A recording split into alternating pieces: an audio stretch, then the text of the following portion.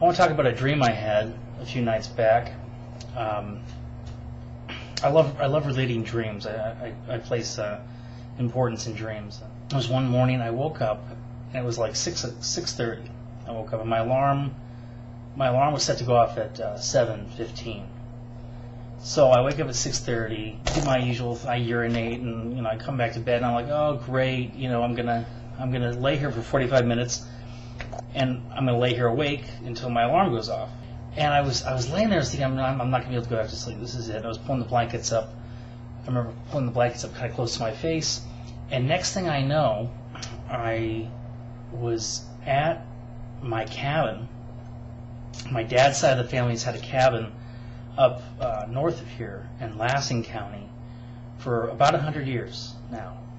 Started with my great-grandfather, J.T. Cooper, and no electricity, beautiful forest, beautiful wilderness, kerosene lanterns. In the dream, I'm at the cabin, and I'm there with my brother, a mutual friend of my brother's and mine, our friend Jimmy, and it was my father, and all of a sudden into the mix was comes this crazy kid, and we're all inside the cabin. This kid is acting obnoxious. It started out where he's throwing cups and glasses against the wall, and he's screaming, and he's laughing like a hyena.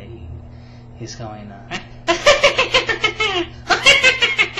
we can't believe it. We're like, oh my God, this kid is so obnoxious. And he was probably like 11, 12, 13. And he was acting obnoxious, and he was breaking stuff, and he was throwing glasses against the wall and plates and curtains. I'm going, oh my God, what's this kid doing? So then we restrain this kid, and we restrain him, and we lock him in a back bedroom. And I'm walking around upstairs. I'm in the largest bedroom on the south end of the cabin. There's 2 bedrooms upstairs, 2 staircases on both sides of the living room, and on the south end I'm up in this very long, large bedroom. And I'm kind of up there, and I'm kind of pacing back and forth, and this kid comes walking in. He kind of comes walking in, he's laughing, and he's kind of oblivious. He's and he has matches, and he's lighting the matches, and he's throwing them against the curtains. And there's these large red curtains, lighting the matches, and he's throwing them against these red curtains, and the curtains go up in flames. And pretty soon the entire wall is engulfed in flames, and then the beds are all engulfed in flames. I run out of the bedroom, and I run to the banister, and I shout down into the living room, "He's burning down the cabin!" And the whole place was going up in smoke. And so then it was kind of like cut to a while later.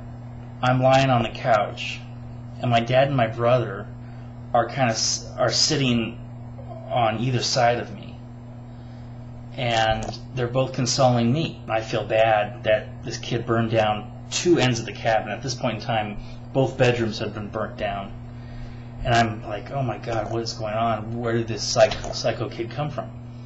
So we end up tackling him and fighting him, and he's punching and kicking and screaming, and he's punching and kicking and fighting, and he's laughing, and we were trying to restrain him, and all of a sudden I remember it was like my friend Jimmy and my brother both took their hands and brought his head around.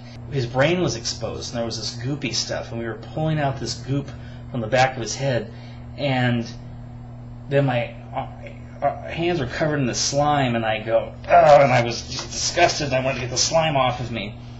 After we left him in the back bedroom, that he was in this like catatonic state. We had removed his brain.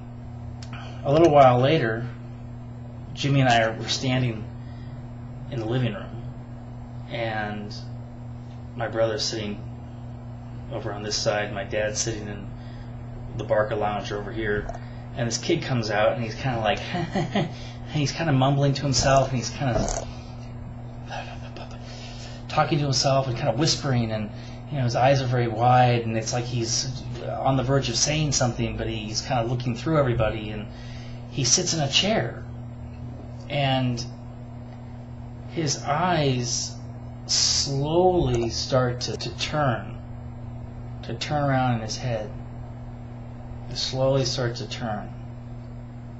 And I get a closer view, and I can see like the back of his eye, and I can see like the back of his iris and his eye, and the veins and the cells, and it's like his eyes are turning, and he's looking in on himself, and then he's looking out, and he's looking in on himself, and his eyes are turning, and they're turning, and they're turning, and they're turning, and they're turning. How do I? They're turning. Yeah, they're turning like that. And we were like, Jimmy and I were like, oh my God. We go, what? We were all thinking, what is going on here? What circumstance are we caught in? And then it was like we were leaving the cabin, and we were in my dad's old van that he hasn't had in 20 years. It was an old Toyota van, silver van, with red, deteriorating upholstery and cigarette burns all over the place. And I said to, I leaned forward, my dad and my brother in the front seat, and me and Jimmy are sitting in like the middle seat right behind them, and I lean forward and I go, what's going to happen to this kid? And my dad turns to me and he goes, oh, well, the lady by the lake will take care of him.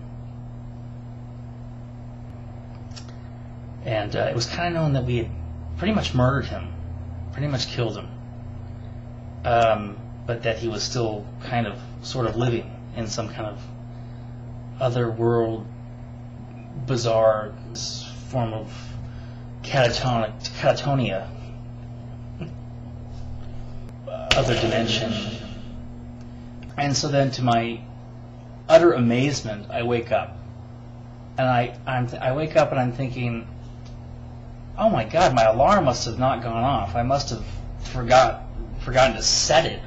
It must be 11 o'clock in the morning. And I grab my cell phone and I flip it open, and my alarm is due to go off in 5 minutes. I had been asleep for about 35 minutes. Or less, maybe like 20. And I had this completely vivid, completely outlandish dream.